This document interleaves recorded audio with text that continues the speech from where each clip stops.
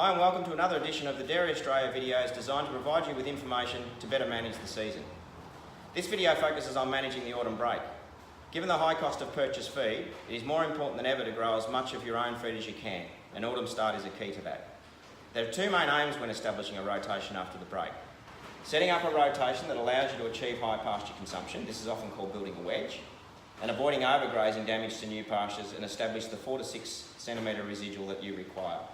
A handy way to start planning the first grazing is to have a simple set of blocks, where each block represents a grazing area or paddock on your farm.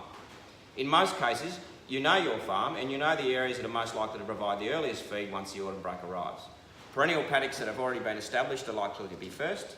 Newly sown paddocks on the right soils that hold moisture and get away will be second, and later sown paddocks or paddocks that still have fertility or drainage issues will be last. You now have a rough guide to which paddocks you'll graze first. The next question is, when can I start grazing? It's a compromise. The earliest that you can start grazing is when the new pastures pass the pluck test, so the cows don't pull the new plants out. When doing the pluck test, remember the cows won't be gentle, so you shouldn't either. If cows can pull plants out, they'll set your pasture back significantly.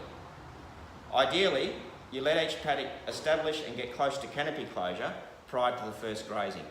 This will allow the seedling to develop into a healthy plant, lots of tillers and a large root system to avoid root pull prior to the first grazing event. Unfortunately, it isn't that simple because when it rains, most paddocks will start to grow at the same time. To establish your rotation, some paddocks will need to be grazed early and some will need to be grazed late.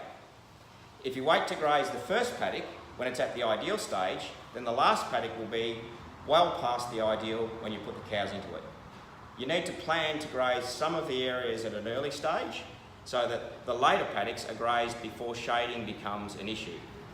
Don't overthink it. If you start grazing the first paddocks and estimate that you'll need to be back in that paddock in about 30 days, then the target rotation length will be 30 days.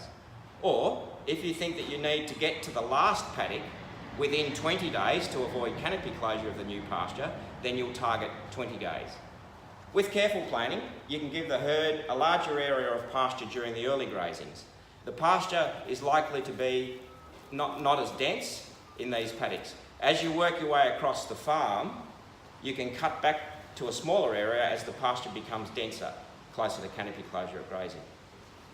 When you get back to the first paddock, you'll then have a rotation established and you can select the appropriate rotation based on the leaf stage or canopy closure, which is ever appropriate at that time.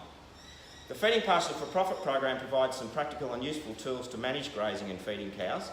So if you haven't been involved, I'd encourage you to do so. Just contact your local RDP. One last thing, there's a high risk of overgrazing in the paddocks that you choose to graze first. The plants will generally be smaller and there will be less feed per hectare. The new pasture is of high quality right to the ground, so there is no residual sheath that was left behind from last grazing. As a result, the cows will find it easy to graze hard. This makes it difficult to get the cows to leave a 4 to 6 centimetre residual at the first grazing. We need to avoid this overgrazing.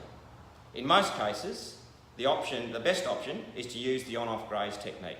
This is where the cows are put onto the grazing area for a short period and then remove them from the paddock as soon as they've grazed down to the desired residual, which is 4 to 6 centimetres. That's all we have time for now. Thanks for watching and good luck for the season ahead.